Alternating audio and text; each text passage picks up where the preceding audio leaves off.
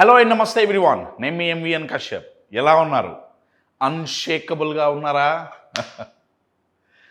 మనల్ని షేక్ చేసే విషయాల్లో మనల్ని మానసికంగా కృంగదీసి మానసికంగా వీక్గా చేసే విషయాల్లో చాలా ఇంపార్టెంట్ విషయం ఇవాళ ఈ వీడియోలో మాట్లాడుకుందాం. దాని పేరే ఓవర్ థింకింగ్, అతిగా ఆలోచించటం. ఇప్పుడు నార్మల్గా మన గుండె నిమిషానికి 60 నుంచి 100 సార్లు కొట్టుకుంటుంది కదా. 300 సార్లు కొట్టుకుంటే పరిస్థితి ఏంటి? అతిగా కొట్టుకుంటే పరిస్థితి ఏంటి? ఏమవుతుంది? స్ట్రోక్ వస్తుంది. సిమిలర్లీ ఆలోచన చాలా మంచిది, ఆలోచించాలి. ఆలోచించక చాలామంది తప్పుడు డిసిషన్స్ తీసుకుంటుంటారు. అసలు వాళ్ళు ఏం ఆలోచించరు. కానీ ఆ ఆలోచనే అతిగా చేస్తే, గుండె ఎక్కువ సార్లు కొట్టుకుంటే ఎలా అయితే గుండెకి ఇబ్బంది కలుగుతుందో, ఆలోచన గనక ఎక్కువైపోతే మైండ్కి ఇబ్బంది అవుతుంది. దానికి మనం పెట్టే పేరే ఒత్తిడి, స్ట్రెస్ అంటారు. కొంతమంది యాంగ్జైటీ అంటున్నారు, కొంతమంది సరే రకరకాల రంగురంగుల పేర్లు. స్ట్రెస్ అయితే అందరికీ ఈజీగా అర్థమవుతుంది కదా. ఓవర్ థింకింగ్ ఆగాలి, ఓవర్ థింకింగ్ని ఆపాలి అంటే దీంట్లో కొన్ని ప్యాటర్న్స్ ఉన్నాయండి. మనం ఈ వీడియోలో 4 రకాల ఓవర్ థింకర్స్ గురించి మాట్లాడుకుందాం. అరే కాసేపు ఓవర్ థింకింగ్లో 4 రకాలు ఉన్నాయా అని మళ్ళీ ఓవర్ థింక్ చేయకండి. 4 రకాలు ఉన్నాయండి. ఎస్పెషల్లీ ద 4th వన్ అండి, మీలో ఎంతోమందికి ఇష్టమైనది, మీలో చాలామంది బాగా కనెక్ట్ అయ్యేది 4th టైప్. అందుకే నేను దాన్ని దాచి లాస్ట్లో చెప్తాను. 4 ఉన్నారండి. ఫస్ట్ వన్ ఎవరంటే వాళ్ళ పేరే what if warriors. What if warriors అంటే అర్థం ఏంటంటే, వాళ్ళు ప్రతి పని చేసే ముందు వాట్ ఇఫ్ అనే ప్రశ్న వాళ్ళ మైండ్లో వస్తుంది. వాట్ ఇఫ్ అంటే ఒకవేళ, తెలుగులో చెప్పాలంటే వాళ్ళ మైండ్లో ఏం నడుస్తుందంటే, ఏ పని అయితే చేయాలనుకున్నారో, ఏ నిర్ణయం అయితే తీసుకోవాలనుకున్నారో, what if it goes wrong, ఒకవేళ ఇది తప్పైతే, ఇక్కడ మొదలవుతుంది వాళ్ళకి. ఒకవేళ ఇది తప్పైతే, ఒకవేళ నేను అనుకున్నది జరగకపోతే, ఒకవేళ నేను ఫెయిల్ అయితే, ఒకవేళ నాకు లాస్ వస్తే, ఒకవేళ అర్థమవుతుందా అండి? వాళ్ళు ఏం చేస్తారంటే ఎక్స్ట్రీమ్కి వెళ్ళిపోయి అన్నిటికంటే వర్స్ట్ నెగటివ్ ఏం జరగచ్చో అది వాళ్ళు ఊహించుకుంటారు. ఒకవేళ అంత నెగటివ్గా జరిగితే, అర్థమవుతుందా అండి? అది ఆలోచించి ఏ పని అయితే చేద్దాం అనుకున్నారో అది చెయ్యరు. వాట్ ఇఫ్ వారియర్స్ అంటున్నారు వాళ్ళని. వారియర్స్ అన్న పదం ఎందుకు ఇక్కడ ఉపయోగిస్తున్నామంటే, వారియర్స్ ఫైటర్స్ అండి. వాళ్ళు చాలా ఫైట్ చేస్తారు. వీళ్ళ దృష్టిలో వీళ్ళు ఏమనుకుంటుంటారంటే, ఇంతగా ఆలోచించి వాళ్ళు ఫైట్ చేస్తున్నాం అనుకుంటున్నారు. కానీ యాక్చువల్గా ఒకవేళ అని తీసుకొని ఓన్లీ నెగటివ్ వైపే ఆలోచిస్తున్నారు. వీళ్ళు వర్రీని ప్రాబ్లమ్ సాల్వింగ్ అనుకుంటుంటారు. వర్రీ అవ్వటం సమస్యకి సొల్యూషన్ అనుకుంటున్నారు వీళ్ళు. కానీ వర్రీ అవ్వటం సమస్యకి సొల్యూషన్ కాదండి, యాక్చువల్గా అదే పెద్ద సమస్య. మరి కశ్యప్ సొల్యూషన్ ఏంటి? ఈ వాట్ ఇఫ్ వారియర్స్ అనే ఓవర్ థింకింగ్ టైప్ నుంచి బయటపడాలంటే సొల్యూషన్ ఏంటి? మన మైండ్ ఏం ఆలోచిస్తుంది? ఒకవేళ నెగిటివ్ జరిగితే. నా క్వశ్చన్ ఏంటంటే, దాన్నే ఉపయోగించి రివర్స్ చేద్దాం. ఒకవేళ ఇది జరగకపోతే, ఒకవేళ నేను సక్సెస్ అయితే, ఒకవేళ నేను అనుకున్నది వర్కౌట్ అయితే, ఒకవేళ నేను ఎదిగితే, అర్థమవుతుందా అండి? అదే ఒకవేళని పాజిటివ్గా తిప్పితే ఈ ఓవర్ థింకింగ్ ఆగిపోతుంది.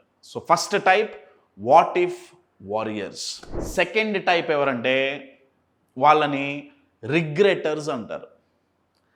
అంటే వాళ్ళ పని ఏంటయ్యా అంటే, పాస్ట్లో వాళ్ళు తీసుకున్న నిర్ణయం కావచ్చు, పాస్ట్లో జరిగిన ఒక సంఘటన కావచ్చు, లేకపోతే పాస్ట్లో వాళ్ళు ఒకళ్ళతో మాట్లాడిన కాన్వర్జేషన్ కావచ్చు, దాంట్లో ఏదో వాళ్ళకి నచ్చల. వాళ్ళ లైఫ్లో గతంలో జరిగిన ఒక సందర్భం వాళ్ళకి నచ్చల. వాళ్ళు ఏం చేస్తుంటారంటే దాని గురించి ఆలోచించి రిగ్రెట్ ఫీల్ అవుతుంటారు. రిగ్రెట్ ఫీల్ అవటం కూడా ఒకే పద్ధతిలో ఫీల్ అవుతారండి. అదేంటంటే, ఇలా జరగకుండా ఉంటే బాగుండేది. ఇది వాళ్ళ మైండ్లో థాట్ ప్యాటర్న్ అండి. వాళ్ళ సెల్ఫ్ టాక్ ఏం నడుస్తుందంటే ఇలా జరగకుండా ఉంటే బాగుండేది, నేను ఆ రోజు ఇలా మాట్లాడకుండా ఉంటే బాగుండేది, ఆ రోజు ఈ సందర్భంలో ఇలా చేయకుండా ఉంటే బాగుండేది, నేను వాళ్ళని నమ్మకుండా ఉంటే బాగుండేది, నేనంత ఖర్చు పెట్టకుండా ఉంటే బాగుండేది, నేను ఆ తప్పు చేయకుండా ఉంటే బాగుండేది, నేను పెళ్లి చేసుకోకుండా ఉంటే బాగుండేది, ఏదో అర్థమవుతుందా? రిగ్రెట్ చేస్తుంటారండి. ఇంకా సింపుల్గా ఒక లైన్లో చెప్పాలంటే చాలామంది ఏమంటారంటే వాళ్ళు గతంలో బతుకుతుంటారు సార్ అంటుంటారు. ఒకటండి, గతంలో కూడా 2 రకాలుగా బతకచ్చు. గతంలో జరిగిన సక్సెస్ని, గతంలో మనం తీసుకున్న మంచి డిసిజన్స్ని ఒకసారి చూసి మనం కాన్ఫిడెన్స్ తెచ్చుకొని ఓవర్ థింకింగ్ చేయకుండా చేయాలనుకున్నది చేయొచ్చు. కానీ ఇక్కడ ఈ రిగ్రెట్ చేసే వాళ్ళలో పరిస్థితి ఏంటంటే ఓన్లీ వాళ్ళు ఏదైతే చేయటం మిస్ అయ్యారో దాని మీదే రిగ్రెట్ చేస్తుంటారు. ఇది ఎట్లుంటుందంటే చాలా ఫన్నీ ఎగ్జాంపుల్ ఇది. మీరు ఒకళ్ళకి ఒక మెయిల్ పంపించారు, మెయిల్ పంపించిన తర్వాత కూర్చొని దాన్ని ఎడిట్ చేస్తామంటే ఒక ఉత్తరం పంపించేశారు, ఉత్తరం రాసిన తర్వాత కూర్చొని ఆ ఉత్తరంలో ఏం మార్పులు చేస్తారండి? అంటే పాస్ట్ అయిపోయింది, దాంట్లో ఏదో మార్పులు చేయాలని. నా క్వశ్చన్ ఏంటంటే ఫ్యూచర్లో చేసుకుంటే బాగుంటుంది కదా, పాస్ట్లో ఎందుకు? ఇది ఒకసారి ఆలోచించండి అనగానే మళ్ళీ ఓవర్ థింకింగ్ చేయకండి అండి. సో ఫస్ట్ వాళ్ళు ఎవరు? What if warriors. సెకండ్ వాళ్ళు రిగ్రెట్ చేస్తుంటారు, రిగ్రెట్ అవుతుంటారు.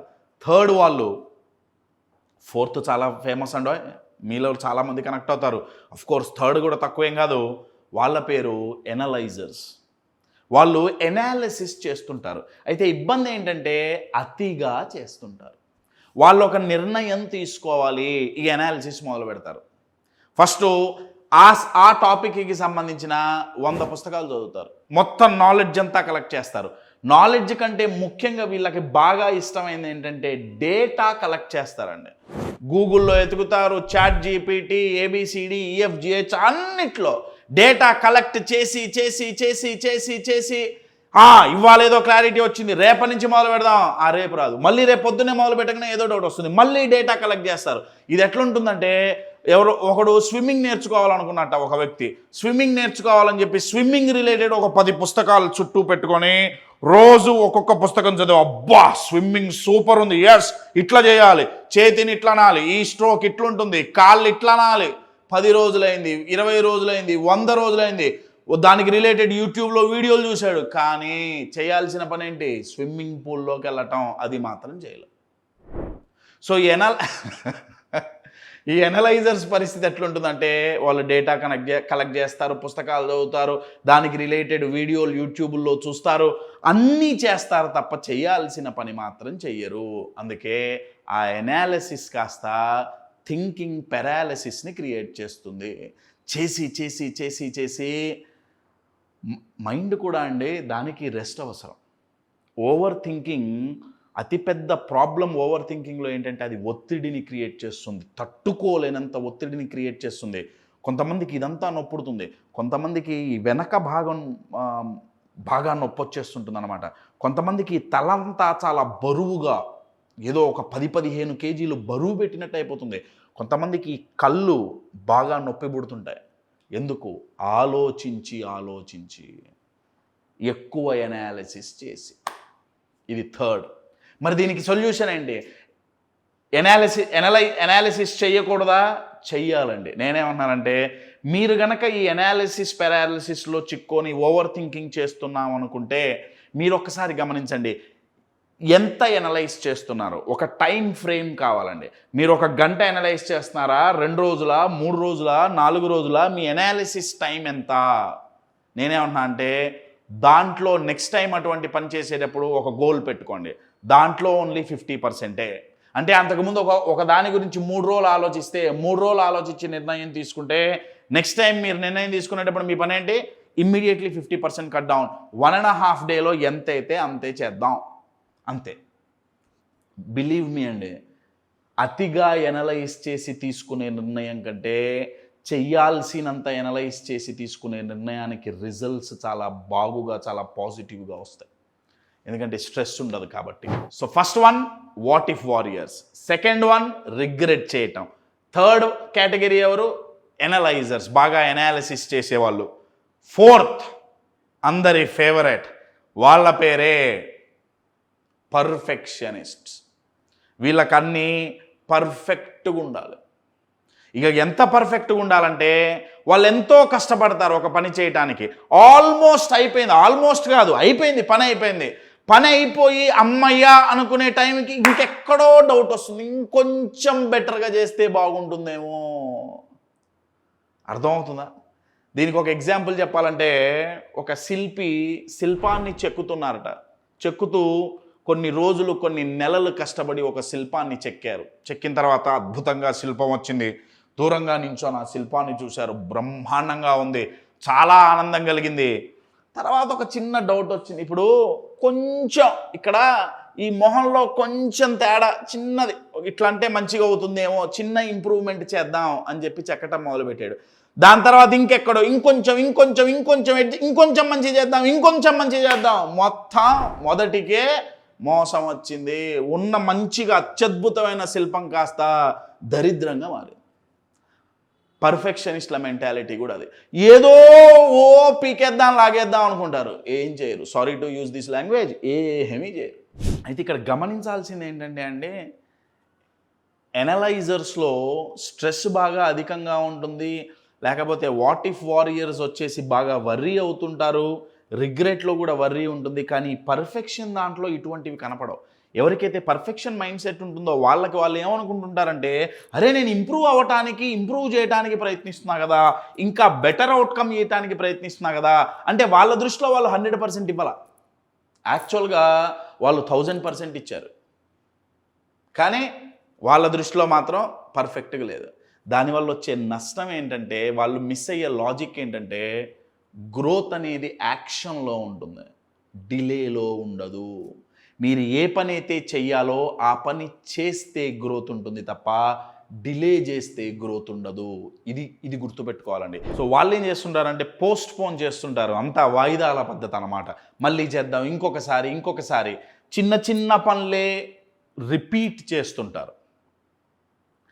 సొల్యూషన్ ఏంటయ్యా అంటే, వీళ్ళు క్రిటిసిజం నుంచి వాళ్ళని వాళ్ళు కాపాడుకుంటుంటారండి. ఫెయిల్ అవ్వకుండా వాళ్ళని వాళ్ళు కాపాడుకుంటుంటారు. ఈ రియాలిటీని కనుక యాక్సెప్ట్ చేయగలిగితే, ఫెయిల్యూర్స్ ఉంటాయి, క్రిటిసిజమ్స్ మనం ఎంత మంచిగా చేసినా సరే తప్పు పట్టే వాళ్ళు ఉంటారు. నేను మాట పడకూడదు, నన్నెవరూ ఏమనకూడదు, ఈ మెంటాలిటీ నుంచి కనుక బయటికి వస్తే పర్ఫెక్షనిస్ట్ అనే దాని నుంచి బయటపడచ్చు. అతిగా ఆలోచించటం తగ్గించవచ్చు.